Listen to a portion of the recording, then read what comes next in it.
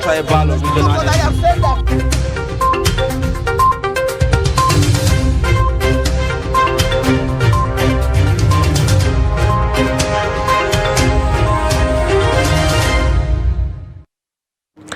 All right, thank you for staying. Time to take a look at the dailies on Daybreak, and we'll begin with the Daily Trust newspaper this morning. The lead story here talks about the speakership. That's talking about the principal offices of the National Assembly, particularly the House of Representatives. It says, aspirants move against Tinubu's anointed candidate. It has the writer that says, what attracted me to President-elect Abbas? We were not consulted, was his camp. Endorsement, mere speculation. Gagdi. You have Betara declares today, no central spoils for fight. All the details on page 4 of the Daily Trust newspaper. Above the lead story, tribunal begins hearing Atiku, Obi, 3 other petitions today. You find that on page 13. Mixed feelings in Kano over Kwankwaso's statement on Sanusi's dethronement, and that's on page 3. 77 trillion naira debt, failed subsidy, 3 other issues Tinubu will inherit from Buhari on page 22. Also, the pictorial there shows you passengers of Max Air that we understand yesterday were disembarked when the plane conveying them crash landed at the Abuja airport, the Nnamdi Azikiwe International Airport. Thankfully, no one was injured. 144 passengers unhurt as Max Air plane crash lands in Abuja. Crash lands, yes. Many flights cancelled. Safety Bureau probes incident. You'll find that on page 31. Now, beside that, you have NAFDAC raises alarm over importation of banned pesticides from UK on page 36. Man beats son to death for stealing 1 mudu of millet, and that on page 20. Quite a tragic story. I mean, what's the worth of 1 mudu of millet compared to a son? Learn from Sudan experience, NSCIA tells Nigerians, and all that on page 7. These are some of the top stories on the cover page of the Daily Trust newspaper today. All right, we move on to the Punch newspaper now. It is leading with a different story. Asset declaration. Code of Conduct Bureau tells Tinubu others to submit forms before May 29th. With the riders, asset declaration ongoing in 36 states. No swearing in without form submission, CCB. Bureau says defaulters risk removal from office. 40 Ogun politicians obtain forms. To other stories there, fuel landing tanker crashes, ground Lagos-Ibadan expressway. You see pictures there of the tanker directly below a pedestrian flyover, and you also see to the right of that pictures the long queues occasioned by that incident. To other stories, subsidy removals, Nigeria may spend 8 trillion on petrol in 6 months. You find the details of that on page 9. Protests as Northwest backs Akpabio for Senate presidency. And my ordeal with aggressive breast cancer. This is coming from Desiani, former petroleum minister. FGF lift 888 Nigerians from Egypt, plans more evacuation. And Osimhen from Lagos street hawker to a Serie A goal king. You recall that Osimhen was crowned, his team rather, was crowned the champion of the Italian league over the weekend. And passengers stranded, flight grounded as FG shuts Abuja runway. These are the major stories on the front page of the Punch newspaper. All right, now let's take a look at this day newspaper, where you have the lead story talk about the leadership tussle of the National Assembly. 10th National Assembly, APC NWC meets today to ratify consensus on zoning. You have the leadership tussle worsens as 68 senators elect reject deal. Group wants Tinubu party not to plunge themselves into crisis. Southeastern senators caution president-elect against injustice. ACF disassociates self from ex-Niger Delta minister's endorsement. You have also over 143 passengers escape death as Max Air crash lands in Abuja. Dangote, my refinery can save Nigeria $10 billion in FX, generate another $10 billion in exports. You have PDP, APC plotting to influence outcome of petitions at tribunal. You have Badaru to Wike, thank you for helping APC sabotage PDP in Rivers State. Buhari directs NUPRC to take over supervision of all crude oil export terminals. These are the main stories on this day newspaper for front page. And moving on to the Daily Times. Senate presidency, Buhari Tinubu loyalist battle for the soul of APC. And you have also there pictures of the punctured wheel of the mass air flight yesterday that crash landed at the Nnamdi Azikiwe International Airport. Senate demands refunds of 726 million contract money from Osun River Basin Authority. Police recruitment tussle. PSC approves salary payments for 1,007 intakes. And DRC, Nigeria Business Council, investors eye energy, transports, and agri sector. Dangote new refinery for inauguration May 22nd. And incessant failure of transactions spur growth of new digital banks in Nigeria. These are the major stories on the front page of the Daily Times.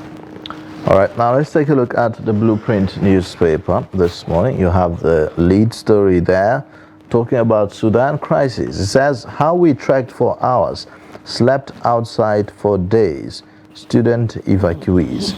The writer says, vow never to return to war-torn country after ceasefire. I pray Nigeria never goes into war. Returnee.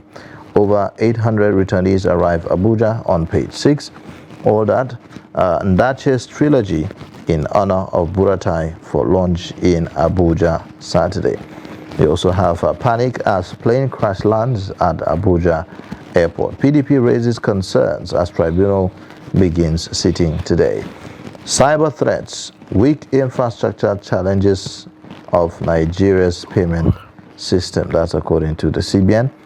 Senate presidency, tread with caution.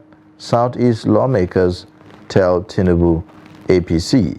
ACF, Northwest Group kick against Akpabio. Ruling party takes decision today. And that's on page 5 of the Blueprint newspaper. These are the main stories on the cover page. Moving on to the Nigerian News Direct. Senate presidency, Tinubu Buhari loyalist in last-minute battle. Emulates Amadu Bello leadership qualities. Buhari tax politicians. Man kills wife for allegedly planning to leave him. Well, he has lost her anyways.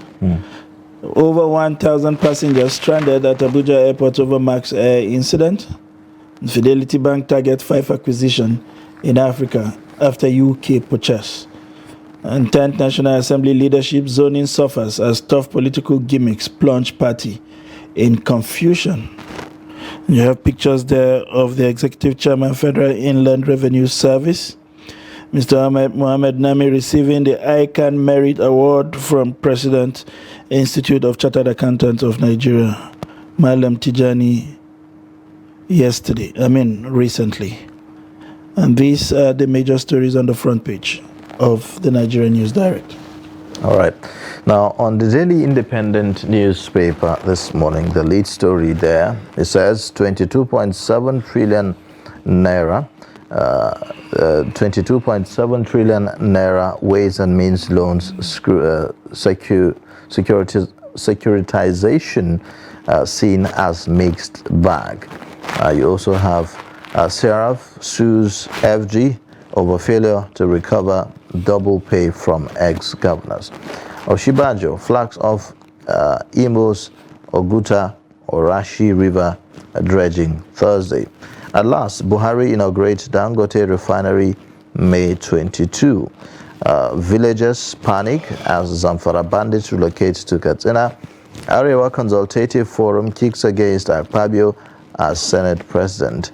144 passengers cheat death as Max Air flight crash lands in Abuja. Kenyan President Ruto dispatches special envoy to Tinubu. These are the main stories on the Daily Independent newspaper. All right, moving on to this, Nigeria legal fireworks begins. As presidential election tribunal begins sitting today, parties upbeat, confident justice will be served. And there you have pictures of the president-elect Bola Ahmed Tinubu, former Vice President Abubakar Atiku, and the Labour Party presidential candidate Peter Obi, as well as General Al-Mustafa, who was also a presidential candidate in the last election.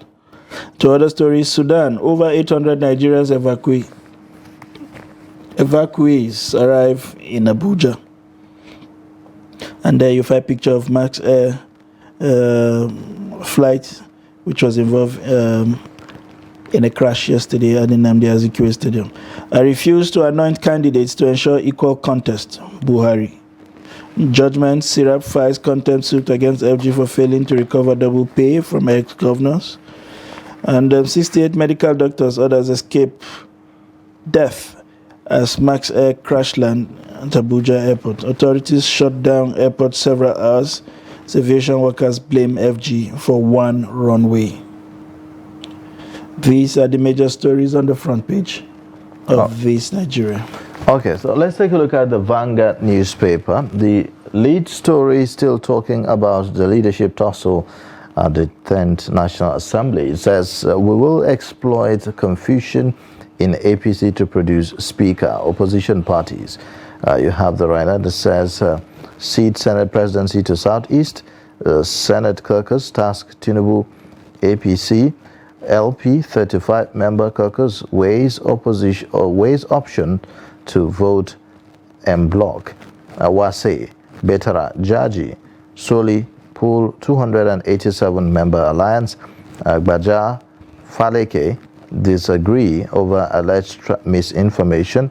Gagdi intensifies battle, unveils agenda for reps.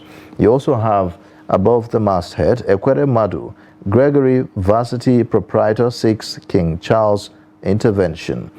FG confirms May 22 for planned inauguration of 650,000 barrels per day Dangote refinery. You also have agri sector grows defies 1.8 trillion naira loan infusions. Also, you have the Max Air story. It says, we owe God our lives, passengers recount ordeal. These are the main stories on the front page of the Vanguard newspaper. All right, moving on to the Guardian newspaper. It's staying with a different headline. Business opt for unconventional debts as interest rates near 35%. You want the details of that? You look up page 6. And 10th National Assembly revolt looms in APC as members kick against imposition of candidate. Sudan crisis. We slept on the floor as bullet killed people in bed. And Oshun, public education infrastructure in dire straits. It's a news analysis on page 4. And a diesel tanker accident worsened gridlock on Lagos-Ibadan Expressway. These are the major stories on the front page of The Guardian. All right, now let's take a look at the next paper. The Abuja Inquirer is the next paper that we are looking at this morning. And it has the lead story that says, in major swoop, FCT police rescue 58 kidnapped victims. It has the writer that says, one victim killed in shootout, man o' war gunned down gang leader, operations covered, Kogi, Nasarawa State. you have also below the masthead there, Abuja to beef security around public schools. FCTA demolishes 10,000 illegal structures in 8 years. Scientists slow aging by engineering longevity in cells. You also have motorists accuse AMAC task force of harassment, multiple levies. NAMI, FRS chairman, wins ICANN Merit Award. These are the main stories on the Abuja Inquirer. All right, we move on to First News. Leading there with the story, presidential pool, legal fireworks begins as Tinubu Atiku Obi lawyers clash at tribunal. And to other stories there, Akpabio Senate presidency matters arising by Afegbo. And the airport closed to traffic over Max Air crash land. These are some of the major stories that we have on the First News newspaper this morning. All right. Now let's get some perspectives to some of these stories that we have this morning, and we begin with the leadership tussle of the National Assembly, talking about all the debates, the politicking, the lobbying, the intricacies involved in selecting principal officers of the National Assembly, talking about the House of Representatives and the Senate. And this is following the outcome of the presidential elections. A lot of talk about zoning arrangements, a lot of talk about balancing, the power structure in the country and all of that. And this is what is informing the battle, if you like, within the All Progressives Congress, which is a ruling party. We have seen the emergence of other political parties in the House of Representatives, which forms the opposition. The opposition now in the majority in the House of Representatives, thanks to the 2023 general elections, where we saw the emergence of political parties like the Labour Party, the NNPP, the SDP, the PDP itself, the APC, having members all at the House of Representatives. So it's no longer the usual practice where you have two major political parties. Either you are, one opposition or one ruling party. So it's no longer the case. This time you have a number of opposition political parties in the House of Representatives. Perhaps is what makes the whole thing more interesting this time around. What's the fate of the APC in the House of Representatives? That's a major issue here. Yeah, interesting developments there taking place at the House of Representatives. Like you have correctly highlighted, it is no longer a situation where a single party decides within its caucus what it wants to do and simply come to the House and execute. You now have the majority from the opposition party. So somehow whoever emerges would need the blessings of the opposition party. And by a trick of fate, the opposition party needs just one vote from the APC to also anoint a candidate. So it has been very tough politicking, especially with the whole conversation around the House wanting to be seen as an independent House. And so having its leader come from within its own arrangements, rather than have a president anoint what people would rather describe as a rubber stamp. In a democracy, that should be different. And as we saw in the United States, even with majorities coming from a party, it took them several days to be able to agree on, several votes, if you like, to be able to agree on who the speaker would be. So what is happening is not out of place. If there is anything, it reflects the beauty of democracy. We'll see how far these people will be able to withstand what appears to be the anointed candidate of the president-elect.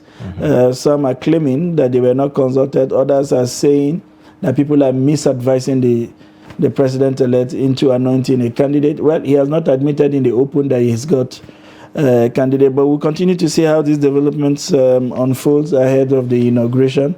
The party meets today to sort of douse tension and see whether they can get. Another key point of the considerations here is the issue of zoning and balancing of the structure here in terms of the principal officers. So a lot of arguments about the fact that at the presidential level you have President-elect Bola Ahmed Tinubu and his vice Kashim Shettima, who are both Bola Tinubu, who is from the southwestern part of the country, a Muslim, and also you have Kashim Shettima from the northeastern part of the country, a Muslim as well. So those who are making the argument that perhaps the Senate presidency, for instance, should shift to the southern part of the country, specifically the southeastern part of the country, are making the argument that for the sake of balancing equity, justice, and fairness, and the rest of them. But we didn't see that play out, during the primaries of the APC presidential election. Yes, it was thrown open to everyone,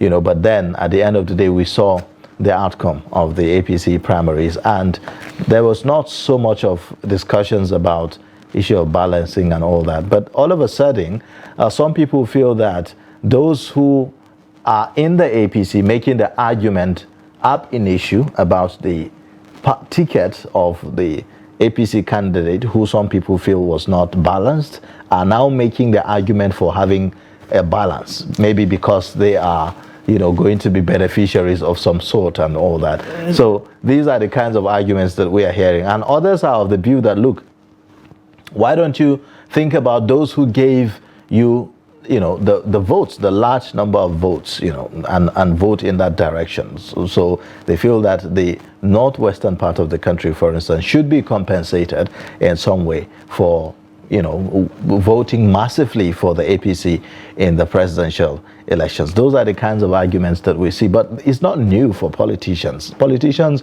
will always make arguments for or against certain things, depending on whatever stands to be in their favor. I agree with you. It's beginning to look like I did A for you, you have to do B for me. In the last election, it was the West telling the North Central that, the election that brought in President Muhammadu Buhari, the argument was that we voted for you, we supported yours when it was your son's. It is now turn. I hope in all of this conversation we find a place to understand that this democracy is fragile, even at 50-something years old. It's a multi-ethnic democracy. There's a reason why we have the federal character. In this case, even though it cannot be wished upon the politicians, it's important that we take some of this consideration on board and create a leadership that speaks to every part of it, where people can look at it and see a semblance of themselves, no matter how small that is. Because if it boils down to just where you got votes from, that I'm not sure how the leadership will be, because eventually this kind of thinking would permeate even the decision makings and the allocation of resources. And what that does is sort of widen the gap of the suspicion we already have about ourselves, because clearly what people are seeing, even from the way current government officials have behaved, is that until one of yours is there is no chance that the part of the country where you come from, we get a share of the national cake. We see ministers taking federal universities to their own constituency.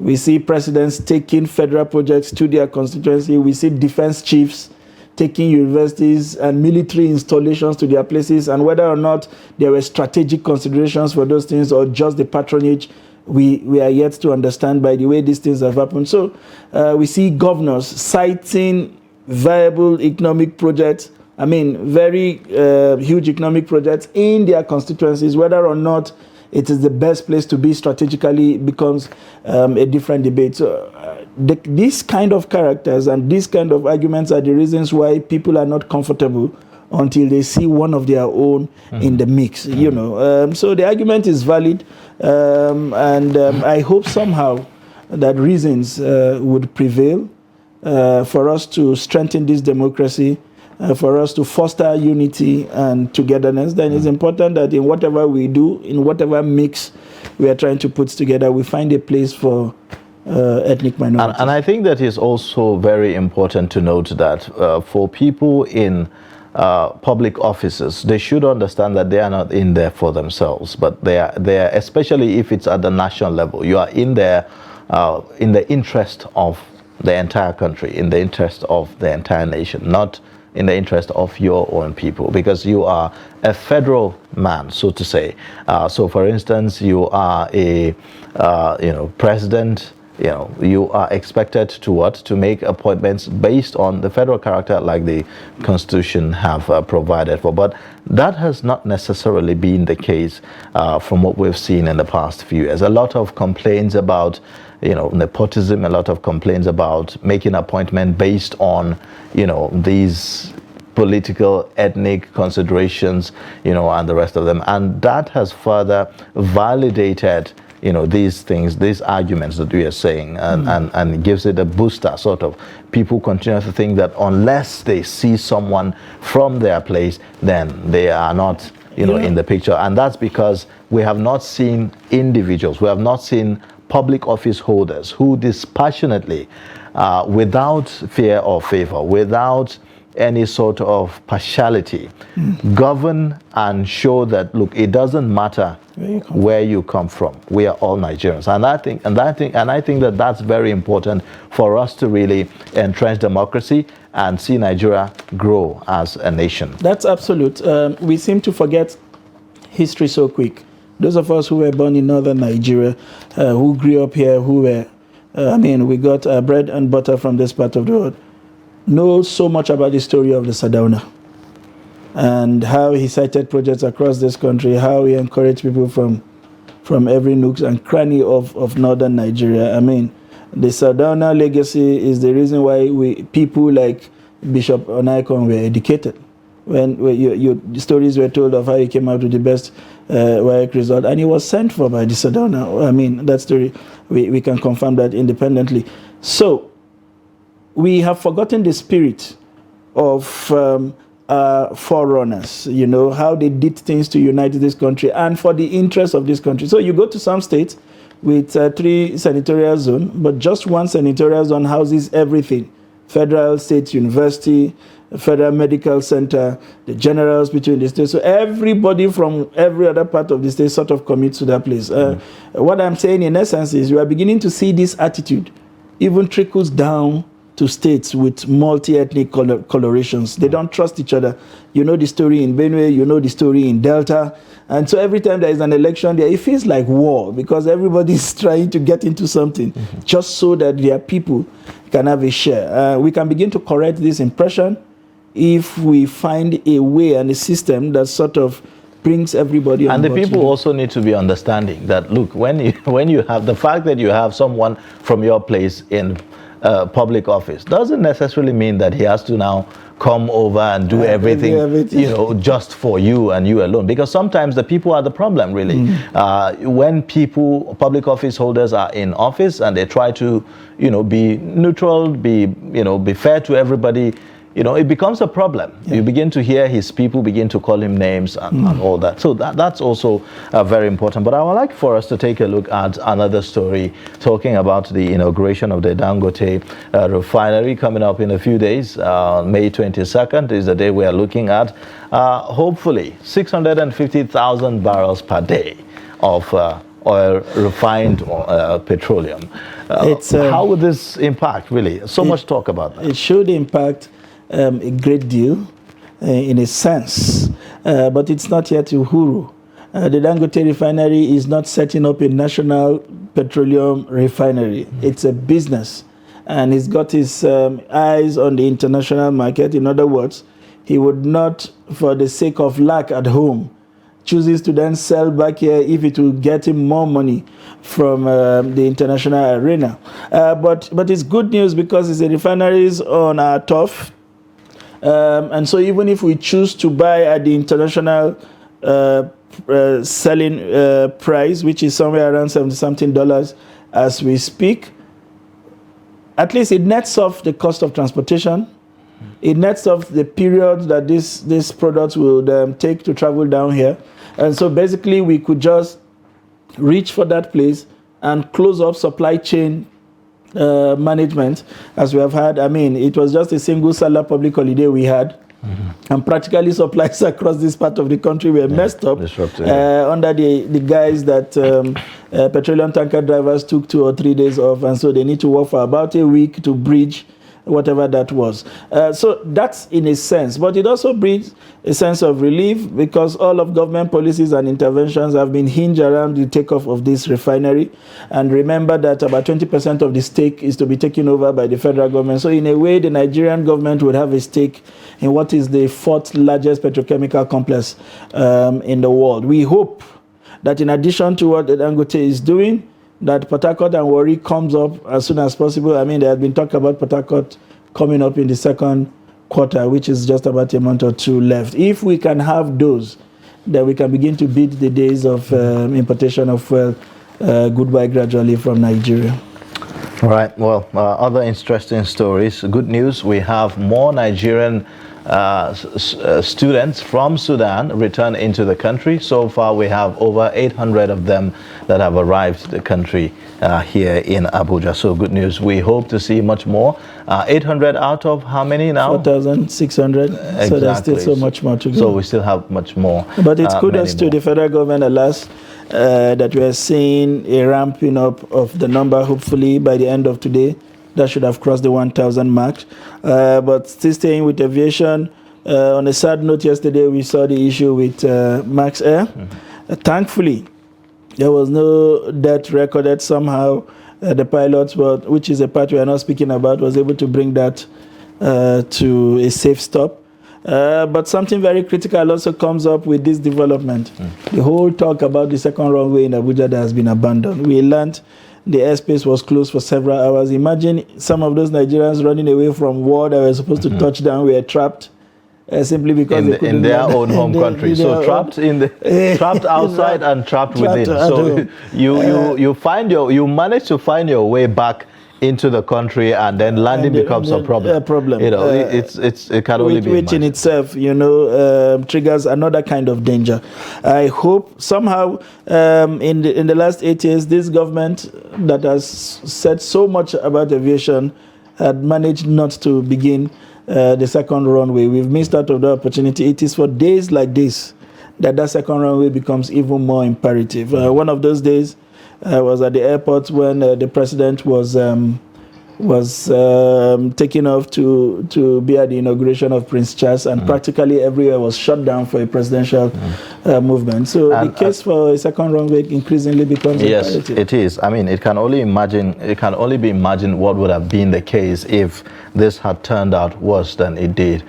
You had 68 medical doctors on board that Max Air coming from Yola in Adamawa. That would have been a major disaster. I recall the days that we had, is it Sosoliso aircraft, that you had the generals in there. I recall the impact that had on Nigeria as a country. This time around, losing those doctors, in these days, in a medical emergency. We're in a medical every life emergency, is important, talking no about doubt, the deficit. but that level of manpower, we are already losing so much to other countries in terms of brain drain, and this government is now running helter-skelter to promulgate a law that sort of confines them here. To have the thought of even losing anybody in that, would have set us back several years. Well, thankfully, yeah.